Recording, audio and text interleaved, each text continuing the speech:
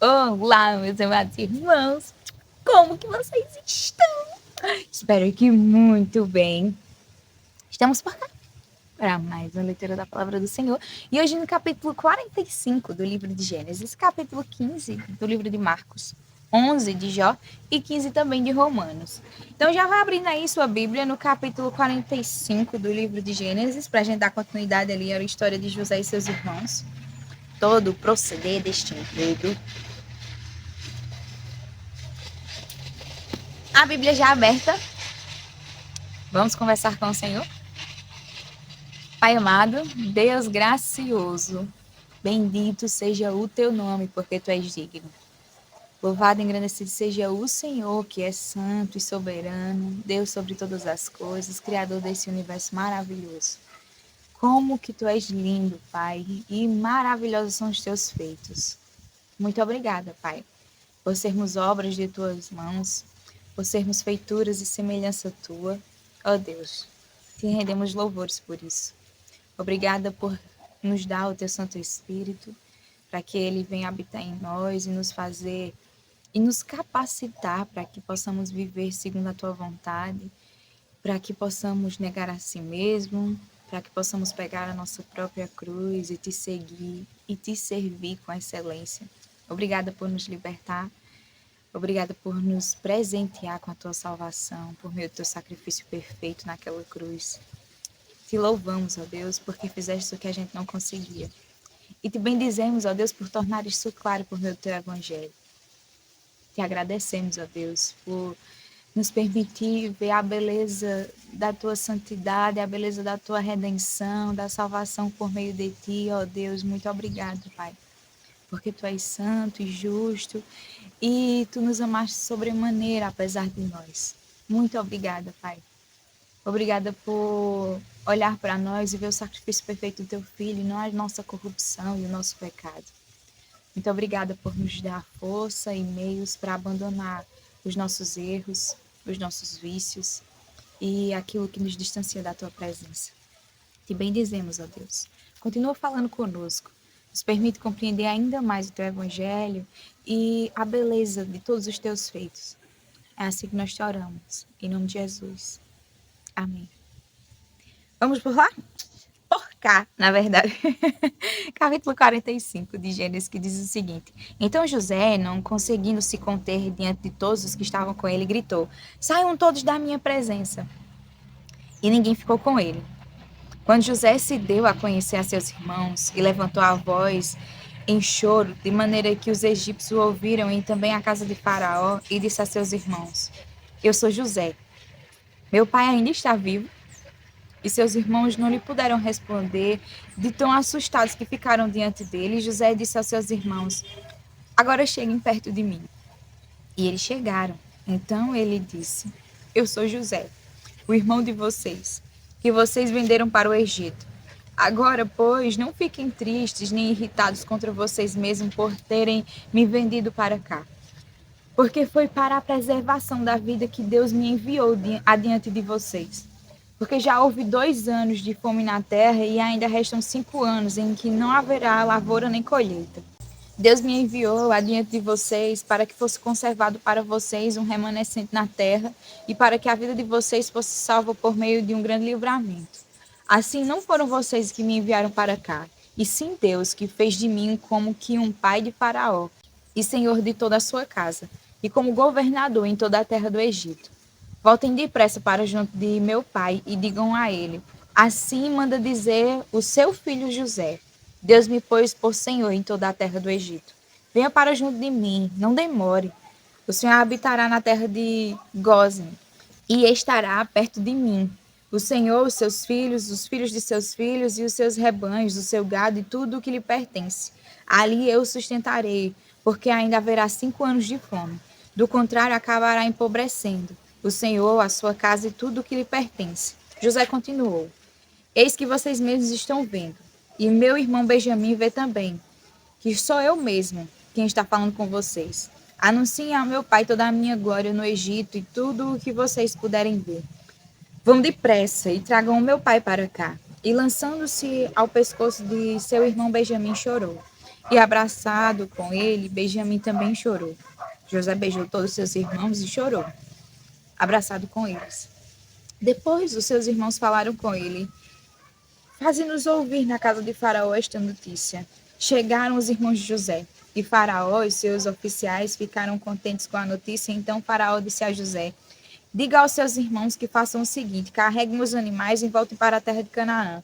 Peguem o pai e as famílias de vocês e venham para junto de mim. Eu lhes darei o melhor da terra do Egito e vocês comerão a fartura da terra. Ordene que façam também isto. Levem da terra do Egito carretas para trazer os filhos e as mães de vocês. Tragam o pai de vocês e venham. Não se preocupem com as suas coisas, porque o melhor da terra do Egito será de vocês. E os filhos de Israel fizeram assim. José lhes deu carretas conforme a ordem de Faraó. Também lhes deu mantimento para a viagem. A cada um deles deu roupas novas. Mas a Benjamim deu 300 moedas de prata e 5 roupas novas. Também enviou a seu pai 10 jumentos carregados do melhor do Egito e 10 jumentas carregadas de cereais e pão, e mantimento para a viagem do pai. E despediu os seus irmãos ao partirem, disse-lhes: Não briguem pelo caminho. Então partiram do Egito e vieram à terra de Canaã, a Jacó, seu pai. E lhes disseram: José ainda vive e é governador de toda a terra do Egito. Com isto, o coração lhe ficou como sem bater, porque não podia acreditar no que diziam. Mas quando eles lhe contaram tudo o que José havia falado, e quando ele viu as carretas que José havia mandado para levá-lo ao Egito, o espírito de Jacó, o pai deles, reviveu. E Israel disse: Basta, o meu filho José ainda vive. Irei e o verei antes que eu morra. Capítulo 15 do livro de Marcos. Logo pela manhã, os principais sacerdotes entraram em conselho com os anciões, os escribas e todo o sinédrio. E, amarrando Jesus, levantaram e entregaram a Pilatos. Pilatos perguntou: Você é o rei dos judeus? Jesus respondeu: O Senhor está dizendo isso.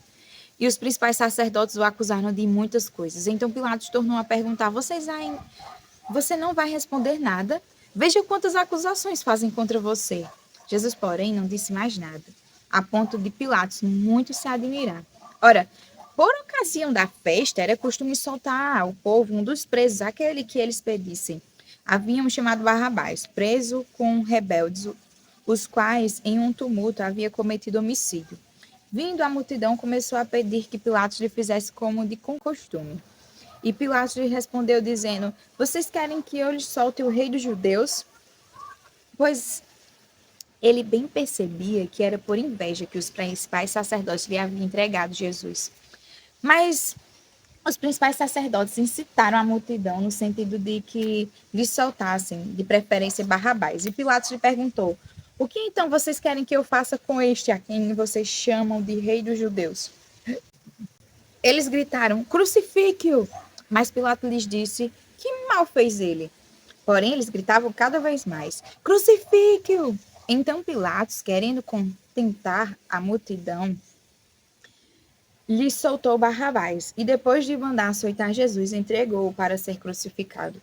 Então os soldados levaram Jesus para dentro do palácio, que é o Petrório, e reuniu toda a tropa. Vestiram Jesus com um manto de púrpura e, tecendo uma coroa de espinho, a puseram na cabeça dele. E o saudavam, dizendo: Salve, rei dos judeus! Batiam na cabeça dele com um caniço, cuspiam nele e, pondo-se de joelhos, o adoravam. Depois de terem zombado dele, tiraram-lhe o manto púrpura e o vestiram com as suas próprias roupas. Então, conduziam Jesus para fora, a fim de o crucificarem. E obrigaram Simão, Cirineu, que passava vindo do campo, pai de Alexandre e de Rufo, a carregar a cruz de Jesus.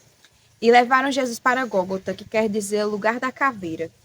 Quiseram dar-lhe para beber vinho misturado com mirra, mas Jesus não aceitou. Então o crucificaram e repartiram entre si as roupas dele, tirando a sorte para ver o que cada um levaria. Eram 9 horas da manhã quando o crucificaram. E a inscrição com a acusação contra ele dizia: O Rei dos Judeus.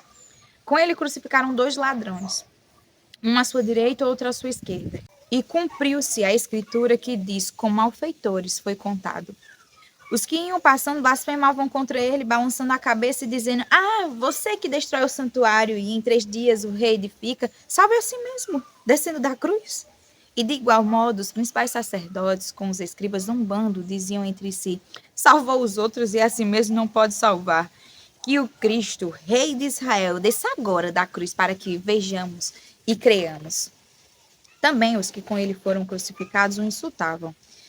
Chegando o meio-dia, houve trevas sobre toda a terra até às 3 horas da tarde. E às 3 horas, Jesus clamou em alta voz: Eloi, Eloi, lema sabachthani. Isso quer dizer: Deus meu, por que me desamparastes?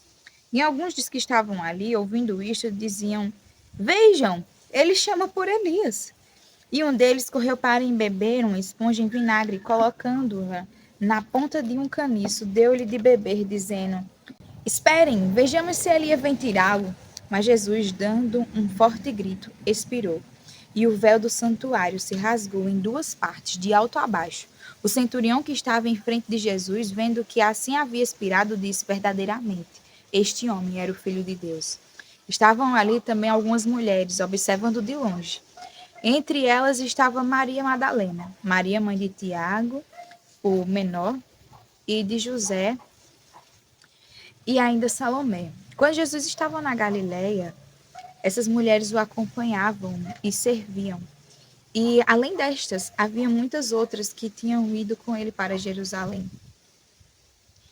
Ao cair da tarde, por ser o dia da preparação, isto é, a véspera do sábado, José de Arimateia, ilustre membro do Sinédrio, que também esperava o reino de Deus, dirigiu-se ousadamente a Pilatos e pediu o corpo de Jesus. Mas Pilatos admirou-se de que ele já estivesse morto.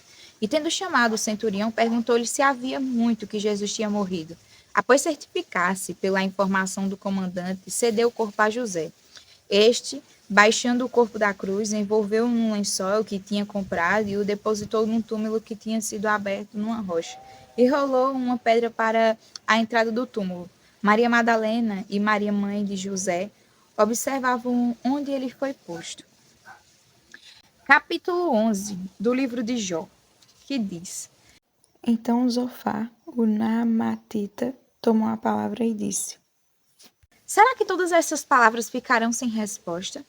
Por acaso tem razão o falador? Você pensa, Jó, que o seu palavreado fará calar os homens? E quando você zomba, pensa que não haverá ninguém que o envergonhe? Pois você diz: a minha doutrina é pura e sou limpa aos olhos de Deus. Mas quem dera que Deus falasse e abrisse os seus lábios contra você, e lhe revelasse os segredos da sabedoria, pois a verdadeira sabedoria é multiforme. Saiba, portanto, que Deus permite que seja esquecida parte da sua iniquidade. Será que você pode desvendar os mistérios de Deus ou descobrir a perfeição do Todo-Poderoso? A sabedoria de Deus é mais elevada do que os céus. O que você poderá fazer? Ela é mais profunda do que o abismo. O que você poderá saber? A sua medida é mais longa do que a terra e mais longa do que o mar. Se ele passar, prender alguém e chamar a juízo, quem o poderá impedir? Deus conhece os homens falsos e sem esforço vê a iniquidade. Mas os tolos se tornaram sábios quando a cria de uma jumenta selvagem nascer homem. Se você dispuser o coração e estender as mãos para Deus, se lançar para longe a iniquidade de suas mãos e não permitir que a injustiça habite na sua tenda, então você levantará o seu rosto sem mácula, estará seguro e não temerá, pois você esquecerá os seus sofrimentos e só lembrará deles como de águas passadas. A sua vida será mais clara que o meio-dia, ainda que haja trevas, serão como a manhã. Você se sentirá seguro porque haverá esperança. Olhará ao redor e dormirá tranquilo. Você se deitará e ninguém irá atemorizá-lo. E muitos procurarão obter o seu favor. Mas os olhos dos ímpios desfalecerão sem que encontre refúgio. A única esperança deles será morrer. Capítulo 15 do livro de Romanos. Ora, nós que somos fortes na fé, temos de suportar as debilidades dos fracos e não agradar a nós mesmos. Portanto, cada um de nós agrade ao próximo no que é bom para a edificação. Porque também Cristo não agradou a si mesmo. Pelo contrário, como está escrito, os insultos dos que te insultavam caíam sobre mim. Pois tudo o que no passado foi escrito, para o nosso ensino foi escrito, a fim de que pela paciência e pela consolação das Escrituras tenhamos esperança.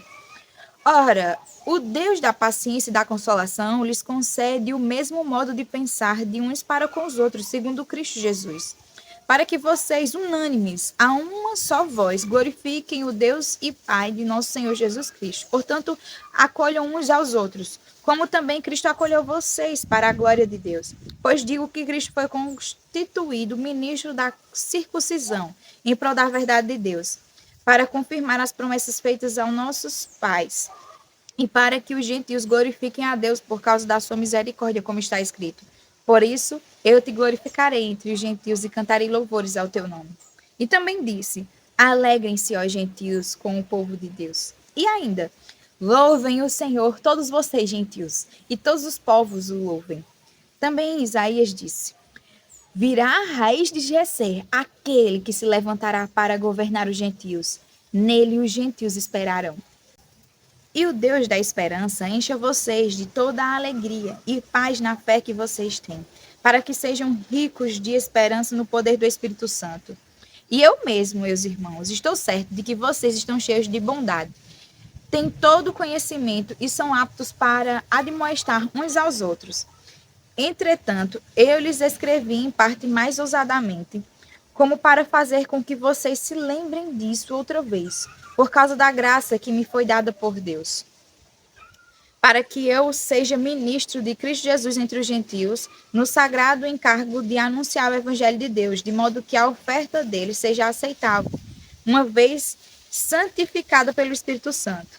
Tenho, pois, motivo de gloriar-me em Cristo Jesus, nas coisas concernentes a Deus, porque não ousaria falar sobre coisa alguma, a não ser sobre aquelas que Cristo fez por meio de mim, para conduzir os gentios à obediência, por palavra e obras, por força de sinais e prodígios, pelo poder do Espírito de Deus. Assim, desde Jerusalém e arredores até o Ilírico, tenho divulgado o Evangelho de Cristo, esforçando-me deste modo para pregar o Evangelho, não onde Cristo já foi anunciado, para não edificar sobre alicerce alheio. Pelo contrário, como está escrito, aqueles que não tiveram notícias dele o verão, e os que nada tinham ouvido a respeito dele o entenderão. Essa foi a razão, porque também muitas vezes fui impedido de visitá-los, mas agora, não tendo mais campo de atividade nestas regiões e desejando há muitos anos visitá-los, penso em fazê-lo quando em viagem para a Espanha, pois espero que de passagem eu possa vê-los e que vocês me encaminhem para lá, depois de haver primeiramente desfrutado um pouco a companhia de vocês. Mas agora estou de partida para Jerusalém, a serviço dos santos, porque a Macedônia e a Acaia resolveram levantar uma coleta em benefício dos pobres dentre os santos que vivem em Jerusalém. Isto lhes pareceu bem, e de fato lhes são devedores, porque se os gentios têm sido participantes dos valores espirituais dos judeus, devem também servi-los com bens materiais. Tendo, pois, concluído isto e havendo-lhes consignado este fruto, irei à Espanha, passando por aí. E bem sei que, ao visitá-los, irei na plenitude da bênção de Cristo. Irmãos, por nosso Senhor Jesus Cristo e também pelo amor do Espírito, peço que lutem juntamente comigo nas orações a Deus a meu favor, para que eu me veja livre dos rebeldes que vivem na Judéia e que este meu serviço em Jerusalém seja bem aceito pelos santos. Isto para que, pela vontade de Deus, eu chegue à presença de vocês com alegria e possa ter algum descanso na companhia de vocês. E o Deus da paz esteja com todos vocês. Amém. Amém. Fiquem com Deus e até amanhã para mais uma leitura da palavra do Senhor. Até lá.